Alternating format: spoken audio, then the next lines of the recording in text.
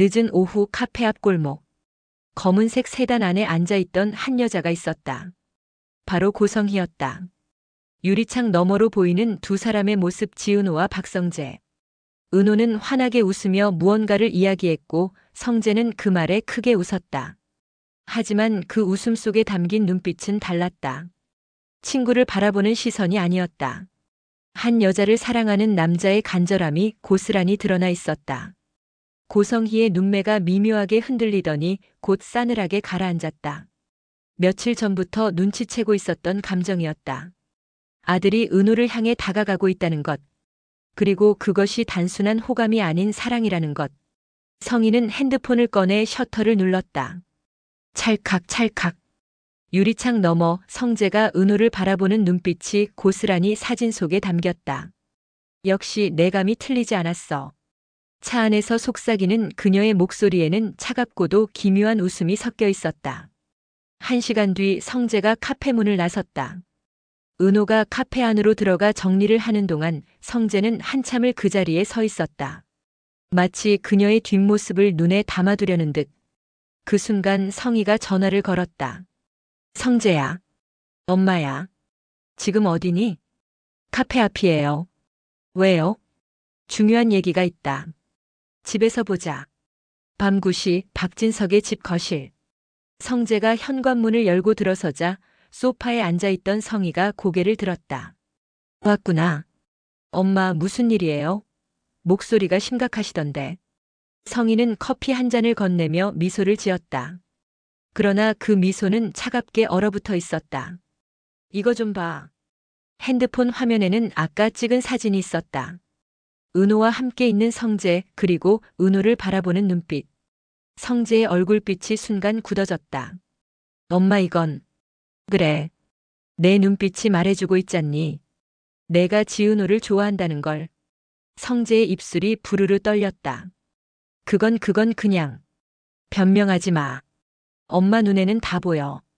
은호 이야기만 나오면 내 표정이 달라졌고 은호가 있는 곳이라면 내가 제일 먼저 달려갔지. 이건 단순한 친구 사이가 아니야. 성희는 사진을 천천히 넘기며 잔인한 듯 말했다. 이제 확실히 알겠다. 너 내 딸을 사랑하고 있구나. 순간 성재의 눈이 커다랗게 뜨였다. 뭐라고요? 딸이라고요? 성희의 목소리가 낮아졌다. 그래. 지은호 그 아이는 내 딸이다. 거실 공기가 얼어붙었다. 성재의 손에서 커피잔이 덜컥 떨어졌다. 은호가 제 동생이라고요? 머리가 하얘졌다. 그토록 사랑해왔던 여자가 사실은 친여동생이라니. 성희는 그 절망의 표정을 즐기듯 바라봤다. 믿기 힘들겠지. 하지만 사실이야. 내가 20년 전 잃어버린 딸 그 아이가 바로 지은호야. 성재의 호흡이 가빠졌다. 지난 시간들이 주마등처럼 스쳐갔다.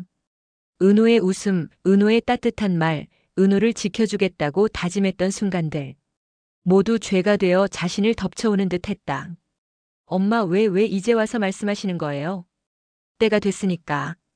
그리고 내가 은호를 좋아하는 걸 보고 가만히 있을 수 없었거든. 성희의 눈빛이 싸늘하게 빛났다. 그러니 내 말 잘 들어. 내가 만약 내 부탁을 들어주지 않는다면 은호에게 진실을 말할 수밖에 없어. 내가 어떤 감정을 품고 있었는지도 함께. 성재의 눈동자가 흔들렸다. 협박이었다. 은호를 향한 자신의 감정이 드러나는 순간 그녀가 받을 상처는 상상조차 하기 싫었다. 어머니 제발 그건 안 됩니다. 은호가 얼마나 충격을 받을지 아시잖아요.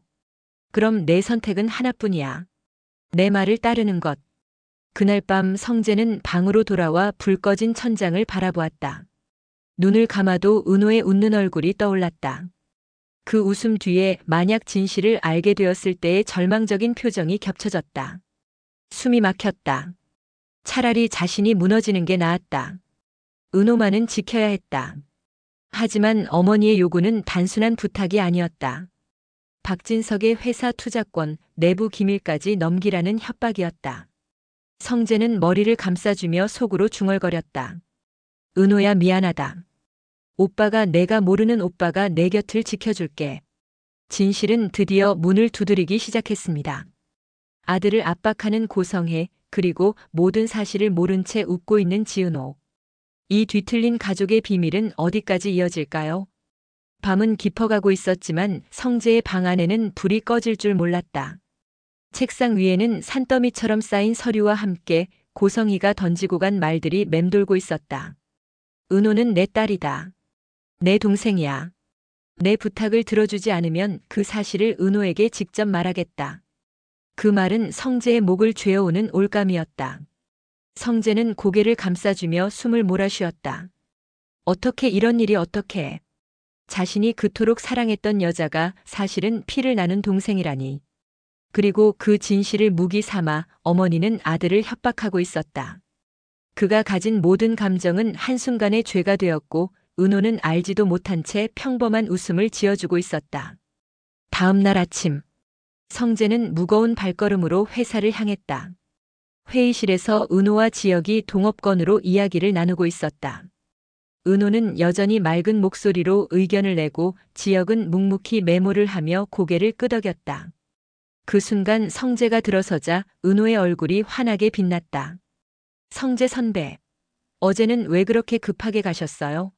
걱정했잖아요. 성재는 그 웃음을 보자 가슴이 찢어질 듯 아팠다. 모든 것을 말해버리고 싶었다. 하지만 동시에 그 웃음을 잃게 하고 싶지 않았다. 그는 억지로 미소를 지으며 짧게 대답했다. 아, 미안. 일이 좀 있어서.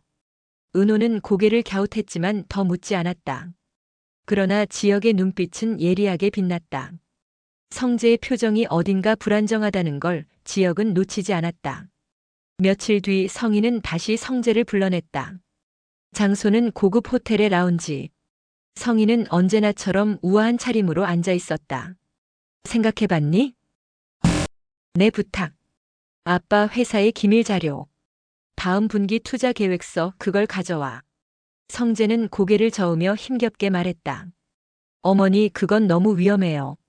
아버지 회사의 신뢰를 배신하는 일이잖아요. 그러자 성희는 핸드폰을 꺼내 은호의 이름을 눌렀다. 거절하면 은호에게 모든 진실을 말할 거야. 내가 어떤 감정을 품었는지까지 다. 성재는 핸드폰을 낚아채듯 막으며 절규했다. 그만하세요. 제발 제발 그 아이에게는. 그러나 성희의 눈빛은 조금의 연민도 없었다. 시간은 내일까지 줄게.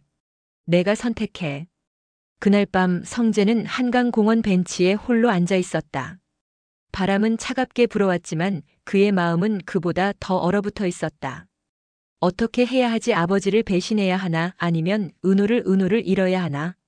머릿속에서는 두 가지 길이 무한히 교차하며 성재를 괴롭혔다. 은호의 미소가 떠오를 때마다 그는 더 깊은 지옥 속으로 떨어졌다. 한편 카페 앞에서는 또 다른 그림자가 드리우고 있었다. 지혁이었다. 그는 우연히 은호와 성희가 함께 있는 장면을 보게 되었다. 성희가 은호의 손을 잡으며 말했다. 넌 정말 딸 같아. 아니, 어쩌면 내 딸일지도 모르지. 은호는 웃으며 받아넘겼지만 지혁의 눈빛은 번쩍였다. 저 여자 대체 누구지? 은호 곁에 왜 저렇게 자주 나타나는 거야? 지혁은 본능적으로 불길함을 느꼈다. 그리고 그 불길함은 곧 현실이 되었다. 며칠 후 은호의 어머니 정순이가 갑작스럽게 쓰러졌다. 병원 응급실에서 눈물을 흘리며 달려온 은호. 엄마, 제발 정신 좀 차려요, 엄마. 지혁과 성재도 병원으로 달려왔다. 성재의 얼굴은 절망으로 일그러져 있었고 지혁은 굳은 표정으로 은호의 어깨를 붙잡았다. 괜찮을 거야. 내가 무너지면 안 돼. 하지만 상황은 점점 악화되었다. 의사는 가족들에게 마지막 인사를 준비하라고 말했다. 정순이는 마지막 힘을 다해 은호의 손을 붙잡았다. 은호야, 미안하다. 내가 내 친엄마가 아니야. 순간 병실은 얼어붙었다. 뭐라고요? 은호의 눈동자가 흔들렸다. 내 친엄마는 성희야. 고성의 그 사람이 널 찾으려 할 거야. 조심해. 말을 끝맺자마자 기계음이 울리며 순이의 몸이 축 늘어졌다. 엄마. 은호가 울부짖었지만 이미 늦었다. 바로 그 순간 병실 문 밖에 서 있던 성희. 그녀는 모든 대화를 듣고 있었다. 그녀의 눈에서는 복잡한 눈물이 흘러내렸다. 20년 동안 자신이 딸을 버렸다고 자책했지만 사실은 빼앗긴 것이었다. 은호야, 미안하다. 정말 미안하다. 그녀의 눈물이 흘러내렸지만 그 눈물 뒤에는 또 다른 결심이 번쩍였다. 이제라도 내 곁으로 데려오겠다. 그 누구도 막지 못하게. 은호의 삶을 뒤흔든 출생의 진실, 그리고 성희와 성재, 은호를 둘러싼 뒤틀린 운명. 사랑과 피, 욕망이 얽힌 폭풍은 이제 막 시작되었을 뿐입니다. 구독과 좋아요는 저에게 큰 힘이 됩니다. 지금까지 드라마 판다였습니다.